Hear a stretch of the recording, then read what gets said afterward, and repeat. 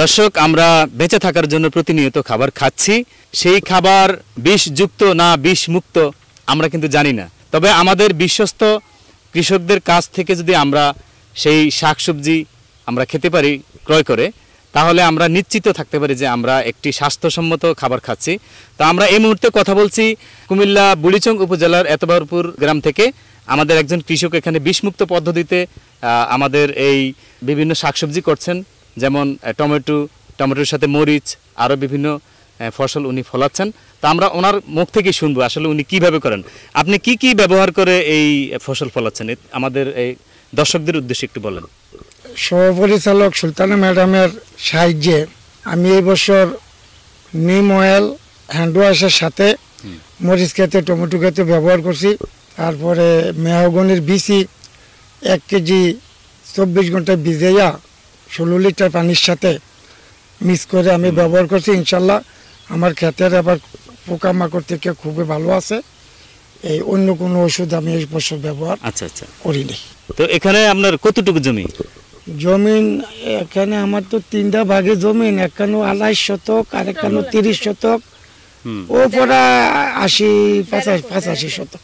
দর্শক, আমাদের সাথে আছেন কুমিল্লা বুড়িচং উপজেলার উপসহকারী কৃষি অফিসার মোসাম্মদ সুলতানা ইয়াসমিন। উনি এই রামপুর ব্লকে কর্মরত আছেন। আমরা ওনার কাছ থেকে জানব যে এই এলাকায় আমরা যথেষ্ট পরিমাণ বিষমুক্ত পদ্ধতিতে শাকসবজি চাষ হচ্ছে। তো কিভাবে বাস্তবায়ন করলেন আমরা এই অভিজ্ঞতা এখন শুনব। আমাদের এবছর রবি মৌসুমে একটা পরিকল্পনা ছিল যে আমরা কৃষকদেরকে নিরাপদ সবজি উৎপাদনে কিভাবে উদ্বুদ্ধ করে তাদেরকে অর্থনৈতিকভাবে সাশ্রয় করে অধিক ফসল এবং নিরাপদ সবজি উৎপাদন করতে পারি। তো আমরা শুরুতে এই পরিকল্পনা আমাদের কৃষি সম্প্রসারণ অধিদপ্তর বুড়িচংয়ের নির্দেশ মোতাবেক আমাদের এরিয়াতে কিছু কৃষকদেরকে আমরা প্রশিক্ষণের ব্যবস্থা করি এবং হাতে কলমে তাদেরকে নিরাপদ সবজি উৎপাদনের জন্য কিছু কাজ আমরা হাতে কলমে শিখাই। সেটা হচ্ছে যে কিভাবে জৈবিক বালাই দমন ব্যবস্থাপনা হাতে তৈরি করে আমরা ফসলের মাঠে ব্যবহার করে সুষম সার এবং নিরাপদ কীটনাশক ব্যবহার করে কিভাবে আমরা সাশ্রয় করতে পারি, এই বিষয়গুলো আমরা ওনাদেরকে হাতে কলমে প্রশিক্ষণ দিয়েছি। এবার আসুন জেনে নেই কিভাবে নিম পাতা ও মেহগনির বীজ দিয়ে জৈব বালাইনাশক তৈরি করা হয়। প্রথমে 200 গ্রাম নিম পাতা 5 লিটার পানি সহ একটি পাতিলে নিয়ে ভালো করে ঢেকে 40 মিনিট জাল দিতে হবে। তারপর তা 16 লিটার পানির সাথে মিশিয়ে সাথে 50 গ্রাম ডিটারজেন্ট মিশিয়ে বিকালবেলা জমিতে স্প্রে করতে হবে। মনে রাখবেন, রৌদ্রের মধ্যে স্প্রে করলে নিমের কার্যকারিতা কমে যায়। এবার 18 থেকে 20টি মেহগনি বীজের সাদা অংশ থেতলে 6 থেকে 8 ঘন্টা ভিজিয়ে রাখতে হবে। তারপর 16 লিটার পানির সাথে মিশিয়ে সাথে 50 গ্রাম ডিটারজেন্ট ও 50 গ্রাম রসুন থেতলে জমিতে স্প্রে করতে হবে। দর্শক, আমাদের সাথে আছেন এই মুহূর্তে কুমিল্লা বুড়িচং উপজেলার কৃষি সম্প্রসারণ অফিসার কৃষিবিদ বানিন রায়। আমরা ওনার কাছ থেকে জানবো যে আমাদের কৃষকরা যে যত্রতত্রভাবে বিভিন্ন কীটনাশক এবং সার দিচ্ছেন, তো এই থেকে আমাদের কৃষকরা কিভাবে পরিত্রাণ পেতে পারেন আমরা এই বিষয়ে ওনার কাছ থেকে জানবো। ধন্যবাদ আপনাকে। আমাদের বুড়িচংয়ে আমি যে 2 বছর যাবৎ আমি চেষ্টা করছি যেটা যে কৃষক ভাইদেরকে উদ্বুদ্ধ করার জন্য যে আমরা কীটনাশক বিক্রেতা বা যিনি কীটনাশক সম্পর্কে জানেন না বা বালাইনাশক সম্পর্কে জানেন না, বালাইনাশক বিক্রেতা যারা আছেন তাদের কথায় আমরা কোনো কীটনাশক বা বালাইনাশক স্প্রে করব না। আমাদের উপসহকারী কৃষি অফিসার, স্থানীয় উপজেলা কৃষি অফিস অথবা যারা এই সম্পর্কে জানেন, পড়াশোনা করেছেন, তাদের কাছে জেনে বুঝে আমরা যে কোনো বালাইনাশক প্রয়োগ করব। আমরা যেটা বিশ্বাস করি এর ফলে প্রথমত যেমন কৃষকের খরচটা কমে যাবে, দ্বিতীয়ত তার নিজের যে স্বাস্থ্যের যে ঝুঁকি আছে, কারণ আমরা জানি এখন কীটনাশক ব্যবহারের ফলে প্রচণ্ড মাত্রায় অনেকেরই কৃষকদের মধ্যে ক্যান্সার আক্রান্ত হচ্ছেন, এই দিক থেকে আমরা বাঁচতে পারবো। তৃতীয়ত হচ্ছে যে কৃষক একটা ভালো ফসল, একজন কৃষক হিসেবে উনি তৃপ্ত থাকবেন, একটা ভালো ফসল একজন ভোক্তার কাছে উনি সরবরাহ করতে পারছেন।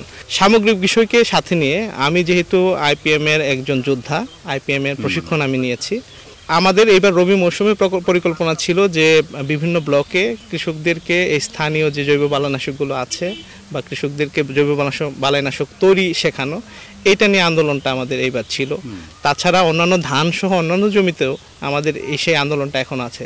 আবারও যেটা বলতে চাচ্ছি যে আমরা কীটনাশক বা বালাইনাশক বিক্রেতার পরামর্শে কোনো বালাইনাশক প্রয়োগ করব না। আমাদের উপসহকারী কৃষি অফিসার যারা আছেন তাদের কাছ থেকে আমরা পরামর্শটা নিব।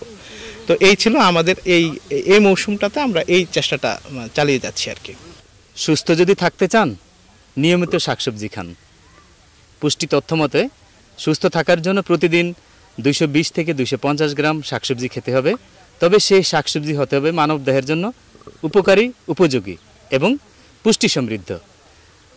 দর্শক, আমাদের সাথে এই মুহূর্তে আছেন কুমিল্লা বুড়িচং উপজেলা কৃষি অফিসার কৃষিবিদ আফরিনা আক্তার। আমরা ওনার কাছ থেকে জানবো যে এই এলাকার কৃষকদেরকে, এই বুড়িচং উপজেলার কৃষকদেরকে বিষমুক্ত পদ্ধতিতে শাকসবজি চাষের যে পদ্ধতিগুলি কিভাবে উৎসাহিত করলেন, আমরা এই অভিজ্ঞতা আমরা ওনার কাছ থেকে শুনবো।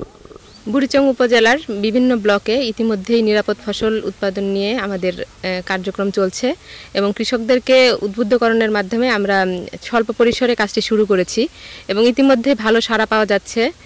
আমি এখন যে মাঠটিতে দাঁড়িয়ে আছি এটা এরই একটা উদাহরণ, যে এখানে কৃষকরা ঘরোয়াভাবে প্রস্তুতকৃত বিভিন্ন জৈব বালাইনাশক এবং বাজার থেকে যে পাওয়া যাচ্ছে যে জৈব বালাইনাশকগুলো, এগুলার সংমিশ্রণে এই নিরাপদ ফসল উৎপাদনের মাঠটি আমরা এখানে দেখতে পাচ্ছি এবং কৃষক অত্যন্ত আগ্রহী যে সামনের মৌসুমে সে এই নিরাপদ পদ্ধতিতেই শাকসবজি উৎপাদন করবে। সুতরাং আমার আসলে ভোক্তা পর্যায়ে ভোক্তাদের কাছে আমার একটু আহ্বান আছে যে তারা যদি নিরাপদ ফসলের গুরুত্বটি বিবেচনা করে ভবিষ্যতে নিরাপদ ফসল খাওয়ার ব্যাপারে আগ্রহ প্রকাশ করে এবং কৃষক যদি ভালো দাম পায়, তাহলে এই কার্যক্রম আরও বেগবান হবে এবং আমাদের যে মার্কেট লিঙ্কেজ এটা বজায় থাকবে।